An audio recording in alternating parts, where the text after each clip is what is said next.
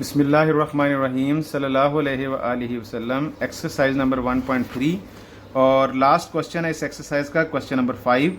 Question number 5 की statement है कि इफ़ अगर z1 is equal to 2 plus 3 iota और z2 is equal to -1 plus iota, दो उसने कम्प्लेक्स नंबर्स दिए, एक z1 दिया है एक z2 दिया है, तो मालूम करें।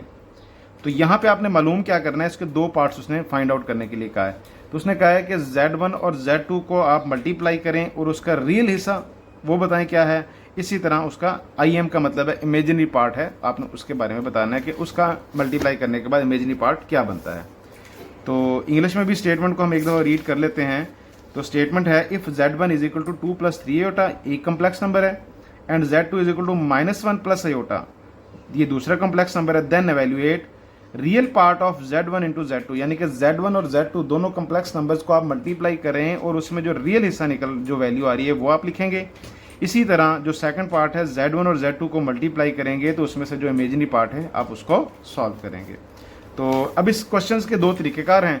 एक तरीक़ेकार तो ये है कि आप क्वेश्चन नंबर पार्ट 1 के लिए z1 और z2 को मल्टीप्लाई करें, उसको सॉल्व करें और आखिर पे जाके उसका रियल हिस्सा बता दें, और फिर दोबारा सेकंड पार्ट के लिए दोबारा z1 और z2 को मल्टीप्लाई करें और उसके बाद उसका जो इमेजिनरी पार्ट है उसका आप उसका आंसर लिख देंगे।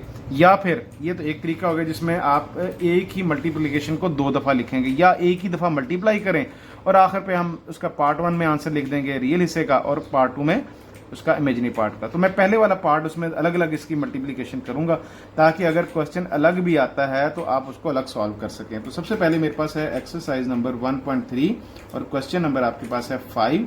और सबसे पहले मैं वैल्यू लिखता हूँ कि z1 की वैल्यू आपके पास है 2 प्लस 3 अयोटा और z2 की वैल्यू आपके पास है -1 प्लस अयोटा।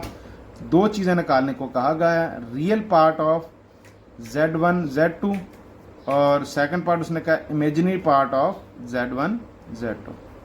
तो हम यहाँ पे अगर हम इस स्टेटमेंट को देखें, ये z1 और z2 तो वैल्यूज दी गई हैं, तो यहाँ पे z1 और z2 को क्या किया जा रहा है, मल्टीप्लाई किया जा रहा है। यहाँ पे भी z1 और z2 को मल्टीप्लाई किया जा रहा है। तो पार्ट 1 सबसे पहले सॉल्व करते हैं।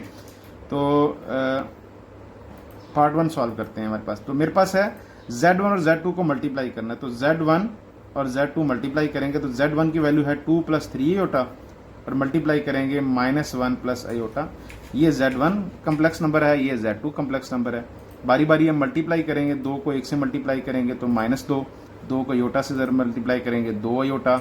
इसी तरह 3 अयोटा को -1 से मल्टीप्लाई करेंगे तो -3 अयोटा, जमा 3 अयोटा को जब जमा अयोटा से मल्टीप्लाई करें जमा 3 अयोटा स्क्वायर मेरे पास आ जाएगा।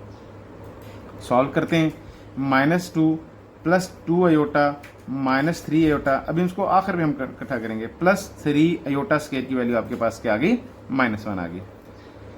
अब इसमें जैसे पहले हम करते रहे, जस्ट अयोटा स्क्वायर को मैं सॉल्व करूंगा। अब ये माइनस इस 3 के साथ इकट्ठा कर लेता हूँ तो -2 प्लस 2 अयोटा -3 अयोटा और -3 आपके पास आ गया। अब इसमें ये -2 और -3 ये आपके पास रियल पार्ट्स हैं और 2 अयोटा और -3 अयोटा ये इमेजिनरी पार्ट है। तो हम इसको कंबाइन कर लेते हैं। तो मेरे पास है -2 -3 प्लस 2 अयोटा -3 अयोटा। तो मैंने रियल पहले लिख लिए हैं, इमेजिनरी पार्ट्स को बाद में लिख लिया। और लास्ट पे मेरे पास आंसर आता है। तो दोनों अलामतें एक जैसी हैं, इकट्ठा करेंगे तो 5 आया। तो दोनों की अलामत माइनस की है तो अलामत भी माइनस की आ गई।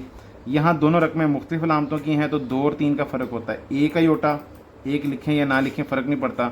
बड़ी रकम माइनस वाली है तो इसके साथ माइनस आ जाएगा। तो मेरे पास आएगा -5 -1 अयोटा। तो ये मैंने क्या किया, z1 को z2 से मल्टीप्लाई किया। अब चूंकि पार्ट 1 में उसने कहा है रियल पार्ट आपने बताना है कि real part of z1 and z2। Now हम लिखते हैं hence real part of z1 and z2। अब इस पूरे का आपने z1 और z2 को मल्टीप्लाई किया, इसमें आपके पास रियल पार्ट भी आ रहा है, आपके पास इमेजिनरी पार्ट भी आ रहा है। तो इसमें रियल पार्ट आपके पास क्या है, -5। तो मेरे पास यहाँ पे मैं लिखूंगा -5, इसका ये पहले पार्ट का इसका आंसर आ गया। Real part is of z1 z2 is equal to -5 आ गया। तो ये आपके पास पहला आंसर आ गया। क्योंकि आपके पास दो पार्ट उसने फाइंड आउट करने के लिए कहे हैं तो ये आपके पास पहला आंसर आ जाएगा। नाउ अब सेकंड पार्ट के लिए, अब सेकंड पार्ट के लिए भी अगेन z1 को z2 से मल्टीप्लाई करना है, लेकिन अब आपने इमेजिनरी पार्ट्स बताना है तरीकेकार सेम टू सेम ही है, लेकिन सिर्फ आपने इसको दोबारा एक दफ़ा अगेन लिख लेना है। तो मैं लिख लेता हूँ, नाउ इसका सेकंड पार्ट के लिए नाउ सेकंड पार्ट हमारे पास है Z1 और Z2 को हम मल्टीप्लाई करते हैं। तो Z1 और Z2 को जब मल्टीप्लाई करते हैं तो सबसे पहले Z1 की वैल्यू है 2 + 3 अयोटा और मल्टीप्लाई करते हैं -1 + अयोटा। तो इन दोनों को हम बारी बारी मल्टीप्लाई करते हैं। तो मल्टीप्लाई करने में पहली रकम को पहली से, पहली को दूसरी से, दूसरी को पहली से, दूसरी को दूसरी रकम से करेंगे। तो 2 को -1 से मल्टीप्लाई किया -2 आया, 2 को अयोटा से जमा ज़रब किया तो 2 अयोटा, इसी 3 अयोटा को माइनस से तो -3 अयोटा और जमा 3 अयोटा को जमा अयोटा से तो मेरे पास है 3 अयोटा स्क्वायर। सेम मल्टीप्लिकेशन वही है जो अभी आपने थोड़ी देर पहले की है, लेकिन आपने इसको अलग से दोबारा करना है क्योंकि ये क्वेश्चन ऐसे अक्सर होते हैं कि एक पार्ट पूछा जाता है तो ये ना हो कि तालिब इल्म मतलब उसका जस्ट आंसर लिख दे, तो इसलिए दोनों के आंसर मैं दोनों मल्टीप्लाई बार बार दोबारा कर रहा हूँ। तो मेरे पास है -2 + 2 अयोटा -3 अयोटा + 3 अयोटा स्क्वायर की वैल्यू मेरे पास आती है -1। अब इस माइनस को इस प्लस के साथ इकट्ठा करता हूँ तो मेरे पास आता है -2 + 2 अयोटा -3 अयोटा और -3। ये रियल पार्ट है, ये दोनों इमेजिनरी पार्ट हैं, ये आपके पास फिर रियल पार्ट है। तो रियल पार्ट अलग कर लेते हैं, स्टार्ट में लिखते हैं -2 -3 और +2 अयोटा -3 अयोटा, आपने इमेजिनरी पार्ट्स भी लिख लिए। कंबाइन करेंगे तो Z1 और Z2 को मल्टीप्लाई करने से मेरे पास आता है -5 और माइनस अयोटा, मेरे पास ये इसका -1 अयोटा, क्योंकि 3 और 2 का फर्क 1 है। मैं यहाँ पे 1 इसलिए लिख रहा हूँ क्योंकि आपको उसने भी कहा है कि आपने इसका इमेजिनरी पार्ट्स का आंसर बताना है, ठीक है। तो इसमें लिखे ना 1 लिखे ना लिखे कोई फ़र्क नहीं पड़ता, लेकिन यहाँ पे चूंकि फिर बच्चा कंफ्यूज रहता है इसलिए मैंने यहाँ पे 1 लिख दिया है।